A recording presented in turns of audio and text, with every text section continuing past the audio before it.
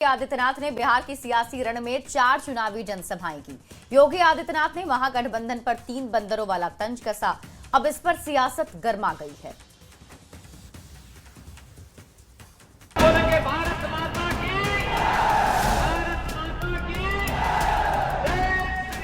बिहार के सियासी रण में यूपी के मुख्यमंत्री योगी आदित्यनाथ की हुंकार जारी है। योगी ने सोमवार को मुजफ्फरपुर, दरभंगा, पटना और छपरा में चुनावी रैलियां की। सीएम योगी ने अपने रैलियों में महागठबंधन पर तीखा हमला बोला।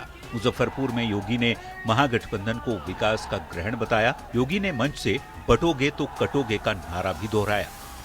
हमें बंटना नहीं है, बटेंगे तो एक रहेंगे तो सेफ रहेंगे, एक रहेंगे सेफ रहेंगे, और यह कार्य केवल एनडीए कर सकता है। दरभंगा के केवटी में योगी आदित्यनाथ ने महागठबंधन पर 3 बंदरों वाला तंज भी कसा। योगी ने बिना नाम लिए तेजस्वी यादव, राहुल गांधी और अखिलेश यादव को 3 बंदर पप्पू, टप्पू और अप्पू बताया। योगी ने कहा, इंडी अलायंस के ये नेता न अच्छी बातें बोलते हैं, न सुनते हैं और न ही देखते हैं। पप्पू, टप्पू और अप्पू के नाम पर पप्पू सच बोल नहीं सकता, अच्छा बोल नहीं सकता, टप्पू अच्छा देख नहीं सकता और अप्पू सच सुन नहीं सकता।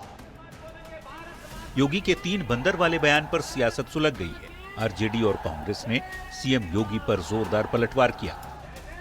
देखिए योगी आदित्यनाथ जी, आपने महात्मा गांधी का अपमान किया है और आपने जिस तरह की भाषा बोली है, ये मुख्यमंत्री की भाषा नहीं हो सकती। धन्यवाद योगी जी, कम से कम आपने ये तो स्वीकार किया कि बजरंग बली अपने तीनों रूपों में हमारे साथ हैं, आप जैसे राम के गद्दारों के साथ नहीं। छपरा के गरखा में चुनावी जनसभा में भी सीएम योगी खूब गरजे। योगी ने सिवान के पूर्व सांसद शहाबुद्दीन के कारनामों की याद दिलाते हुए आरजेडी के जंगल राज पर भी जमकर भड़ास निकाली। खानदानी माफिया को गले लगा रहे हैं, आप देख रहे होंगे चंदू बाबू के साथ क्या घटना घटित हुई थी सिवान में। एसिड से उस माफिया ने उड़ेल डाला था। ये घटना घटित होती थी बिहार में आरजेडी के समय में। योगी आदित्यनाथ ने पटना के दीघा में चौथी जनसभा को संबोधित किया। दीघा में योगी ने आरजेडी के शासनकाल की याद दिलाई और कहा, बिहार एक समय पहचान के संकट से गुजर रहा था, पर अब हालात काफी बेहतर बन गए हैं। आरजेडी के शासनकाल में 5 दर्जन से अधिक जातीय नरसंहार की बड़ी घटनाएं घटित हुई। 30,000 से अधिक अपहरण हुए। बिहार के सामने पहचान का संकट आ खड़ा हुआ था। बिहार के सियासी रण में योगी आदित्यनाथ की गर्जना जारी है। योगी ताबड़तोड़ चुनावी अभियान में लगे हैं। सीएम योगी आरजेडी और कांग्रेस पर जमकर प्रहार करने का कोई भी मौका नहीं छोड़ते। बिहार में योगी का सियासी पराक्रम जारी है। न्यूज़ 18 के लिए मुजफ्फरपुर से प्रियांक सौरभ, दरभंगा से विपिन कुमार और छपरा से संतोष की रिपोर्ट। एक और एनडीए तो दूसरी ओर महागठबंधन के नेताओं ने भी चुनाव जीतने के लिए पूरी ताकत लगा दी है। राहुल गांधी, तेजस्वी यादव और प्रियंका गांधी वाड्रा लगातार चुनाव प्रचार में जुटे हुए हैं। सहरसा में एक चुनावी रैली को संबोधित करते हुए प्रियंका गांधी वाड्रा ने एनडीए सरकार पर निशाना साधा और कहा कि सरकार नीतीश नहीं, मोदी और अमित शाह चला रहे हैं। तो वहीं तेजस्वी ने दावा किया कि अब बिहार को बाहरी नहीं, बिहार का बेटा चलाएगा। ये रिपोर्ट आपको दिखाते हैं।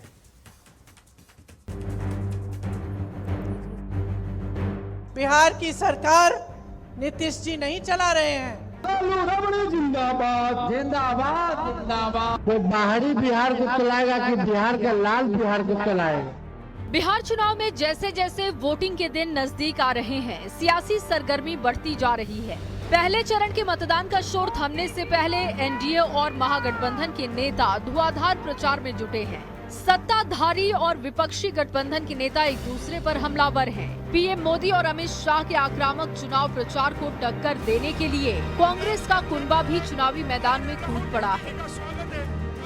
राहुल गांधी के साथ साथ कांग्रेस सांसद प्रियंका गांधी वाड्रा रोड शो में लोगों से मिल रही हैं। चुनावी जनसभा में एनडीए सरकार पर निशाना साध रही है कि बिहार में सरकार सीएम नीतीश कुमार नहीं चला रहे। रिमोट से सरकार चलाने वाली बात पर तेजस्वी यादव भी प्रियंका के साथ हैं और ये दावा कर रहे हैं कि बिहार को अब बाहरी नहीं, बिहार का लाल चलाएगा। आज बिहार की सरकार नीतीश जी नहीं चला रहे हैं, उनको चलाने दे ही नहीं रहे हैं। आज यहाँ की सरकार केंद्र से चलती है। आप लोगों के बेटा हैं, हम बिहार के बेटा हैं। आप लोगों से पूछना चाहते हैं तो बाहरी बिहार को चलाएगा कि बिहार का लाल बिहार को चलाएगा। सोमवार को सहरसा के सोनवर्षा में जनसभा के बाद प्रियंका गांधी वाड्रा ने लखीसराय में रैली की और समस्तीपुर के रोसड़ा में रोड शो। प्रियंका गांधी बिहार की महिलाओं को एकजुट करने में जुटी हैं। प्रियंका नीतीश सरकार की खामियां गिना रही हैं और ये आरोप लगा रही हैं कि पीएम मोदी और शाह बिहार में मुख्यमंत्री का सम्मान नहीं करते, सीएम की बातें नहीं सुनी जा रही। भोजपुर के अगियाओं में तेजस्वी ने भी एनडीए पर निशाना साधा और लोगों से बस एक मौका देने की अपील की ताकि महज 20 महीने में 20 साल के बराबर विकास करके दिखाएं। तेजस्वी के एक मौका मिली कि ना मिली, इस बार हमरा के 5 साल ना, हमरा के केवल 20 महीना दे दो। इस सरकार के 20 साल मिला, जो 20 साल में इन लोग नहीं किया, तेजस्वी 20 महीना में पूरा करने का काम करें।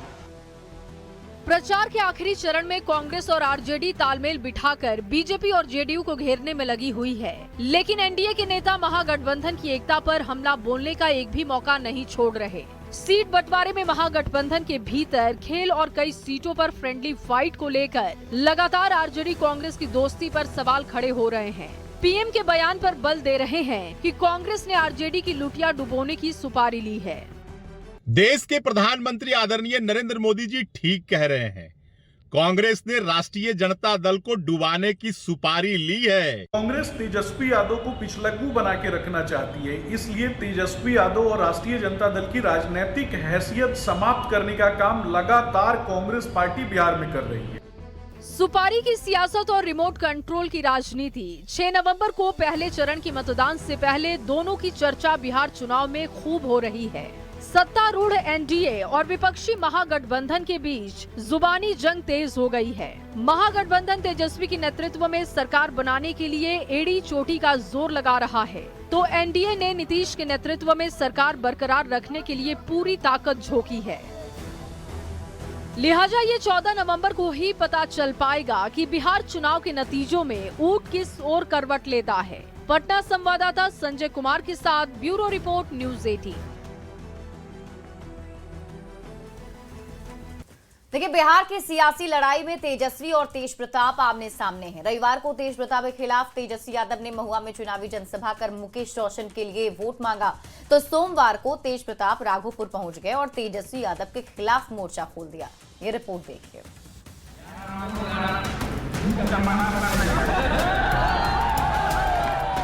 बिहार की सियासी लड़ाई अब और दिलचस्प मोड़ पर आ गई है। लालू प्रसाद के दोनों बेटे तेजस्वी यादव और तेज प्रताप यादव आमने सामने हैं। दोनों के बीच अपनी अपनी राजनीति को जिंदा रखने के लिए सियासी भिड़ंत शुरू हो चुकी है। महुआ में रविवार को तेजस्वी यादव ने हुंकार भरते हुए कहा कि उम्मीदवार को लेकर कोई कंफ्यूजन नहीं रखे। तेजस्वी ने मुकेश रोशन को जिताकर विधानसभा भेजने की अपील की। तो सोमवार को तेज प्रताप यादव राघोपुर पहुंचे।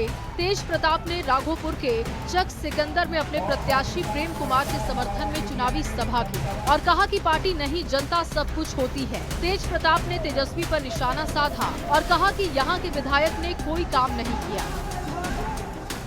एक एक वोट जो है आप लोग लालटेन पर बटन दबा करके इनको भारी बहुमत से विजय बनाने का काम करें और तेजस्वी को एक मौका मिलेगा, सरकार बनाने का एक मौका दीजिएगा। आप लोग हाथ उठा करके बताइए, एक मौका आप लोग दीजिएगा। सरकार बनते ही जिस परिवार के पास सरकारी नौकरी नहीं है, उस परिवार में एक सरकारी नौकरी तेजस्वी देने का काम करेगा। नेता लोग सब जगह जनता को भरमाने का काम कर रहा है और कह रहा है कि पार्टी सब कुछ होता है। हम तो कहेंगे कि जनता सब कुछ होता है, जनता ही ना सब कुछ होता है। तो हम कहें कि जनता सब कुछ होता है। जो आपका यहाँ का जो विधायक है वो कोई काम नहीं किया, केवल और केवल भरमाने का काम और लोगों को लूटने का काम किया। कुछ लोग जयचंद सब लग गया, हमको संगठन से बाहर करवाया। वो जान गया कि दूसरा लालू यादव बिहार में पैदा हो गया है।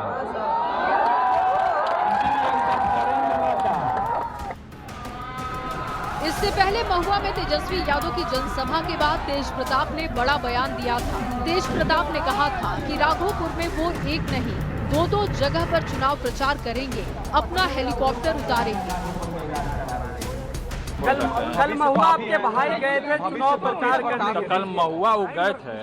अब महुआ जाने के बाद वहाँ का जो विधायक है, महुआ के लोगों के ऊपर लाठी चार्ज करवाया। वो वीडियो सामने जग जाहिर हो रहा है कि किस तरीके से गरीब जनता का ये लोग बात करते हैं, सामाजिक न्याय का बात करते हैं और सामाजिक न्याय के गरीब जनता ही को पिटवा रहे हैं वहाँ। आप जाइएगा सर, राघोपुर जाएंगे सर आप? तो मेरा प्रोग्राम है तो जाएंगे नहीं राघोपुर में। एक जगह नहीं, राघोपुर में 2 जगह हेलीकॉप्टर उतारेंगे।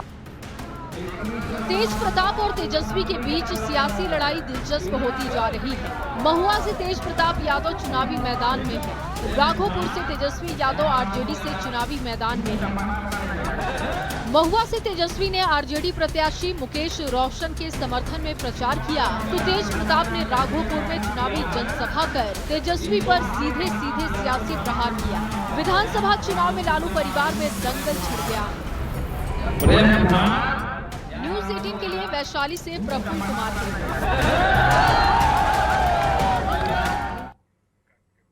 मोकामा में दुलारचंद यादव हत्याकांड के बाद जेल गए अनंत सिंह के समर्थन में आम जनता से लेकर जेडीयू के बड़े नेताओं ने मोर्चा संभाल लिया है। जेडीयू के प्रत्याशी अनंत सिंह को जिताने के लिए एनडीए जी तोड़ कोशिश कर रहा है, तो वहीं आरजेडी मोकामा की जंग को अपने पक्ष में करने की जुगत में है।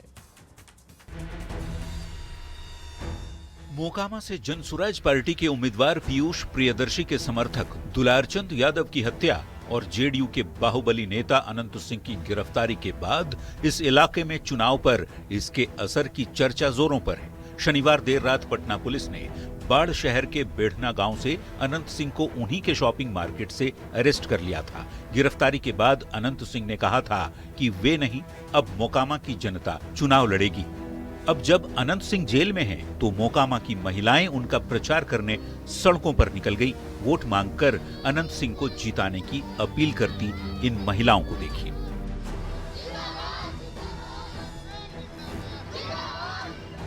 महिलाओं के अलावा जेडीयू के बड़े नेता और केंद्रीय मंत्री ललन सिंह भी मोकामा में अनंत सिंह के समर्थन में चुनावी रैली कर रहे हैं।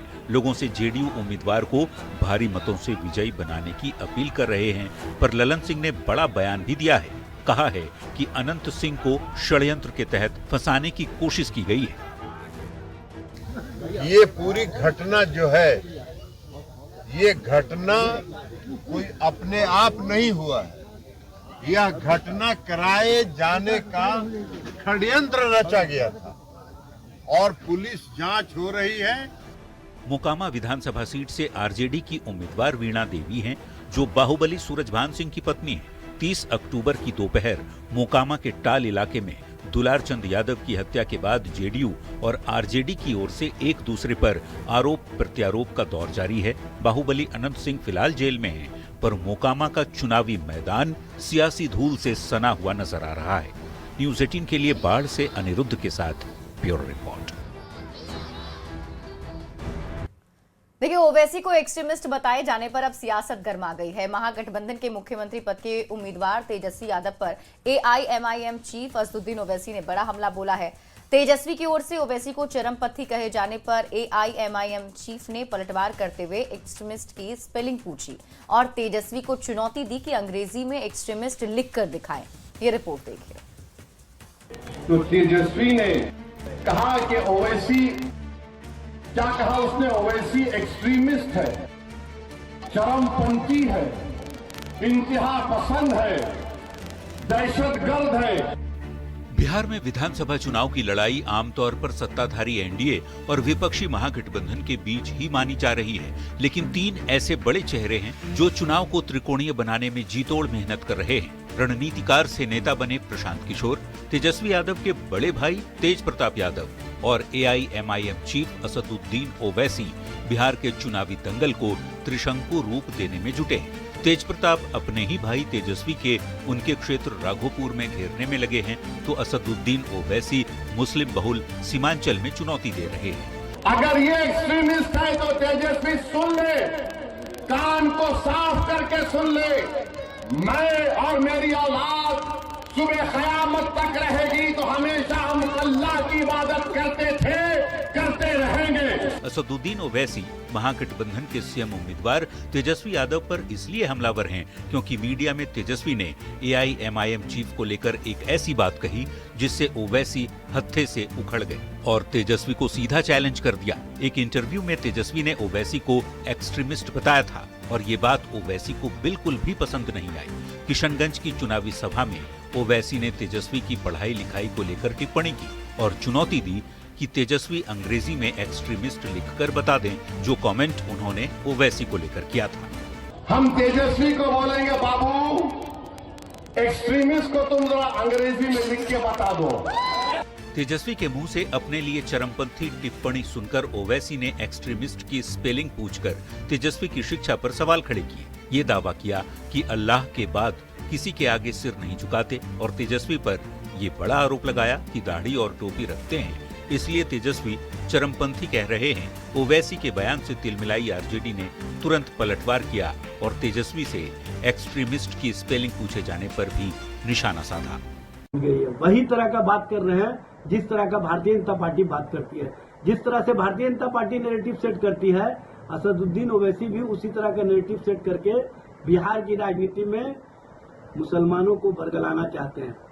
ओवैसी और तेजस्वी की लड़ाई बिहार चुनाव की तैयारियों से चली आ रही है। जब से तेजस्वी ने महागठबंधन में एआईएमआईएम की एंट्री के लिए दरवाजा नहीं खोला, कई मौके पर ओवैसी का दर्द भी छलका, लेकिन अब ओवैसी सीमांचल में खूंटा गाड़कर बैठ गए हैं। ऐसे में देखना होगा 2020 के चुनाव में सीमांचल की 5 सीटें जीतकर सबको चौंकाने वाले ओवैसी इस बार किसका खेल खराब करते हैं। पटना संवाददाता अमित कुमार और किशनगंज रिपोर्टर आशीष सिन्हा के साथ ब्यूरो रिपोर्ट, न्यूज़ 18। सरसा के सोनबरसा में चुनाव प्रचार करने उतरी प्रियंका गांधी ने तंज कसते हुए कहा कि प्रधानमंत्री को एक अपमान मंत्रालय बना देना चाहिए।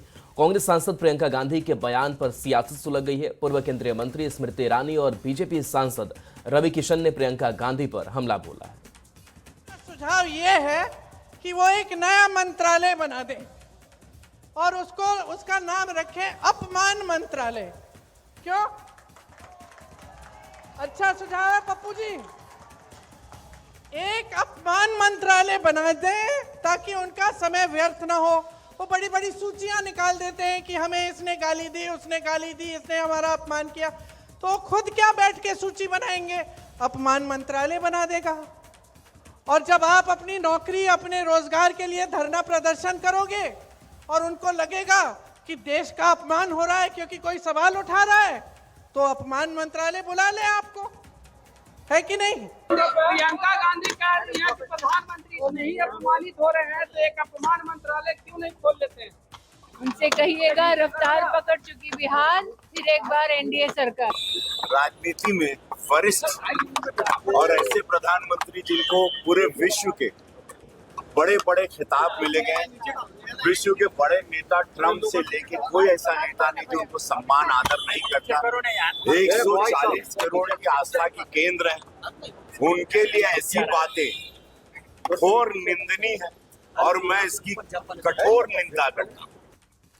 कांग्रेस के राष्ट्रीय अध्यक्ष मल्लिकार्जुन खड़गे ने पीएम मोदी पर हमला बोला है। खड़गे ने बिहार में पीएम मोदी के 1 करोड़ नौकरी और रोजगार के वादे पर सवाल उठाए। मल्लिकार्जुन खड़गे ने पीएम मोदी पर झूठ बोलने का आरोप लगाया। 1 करोड़ नौकरियां देंगे। अरे बाबा, 2 करोड़ नौकरियां हर साल देने का वायदा नहीं तो आपने पूरा नहीं किया। 11 साल प्राइम मिनिस्टर रहे, 20 साल नीतीश साहब रहे, आप दोनों मिलके यहाँ पर हुकूमत किए, आपको देने का नहीं हुआ, फिर आप झूठा वायदा करते हैं। और चलिए एक छोटे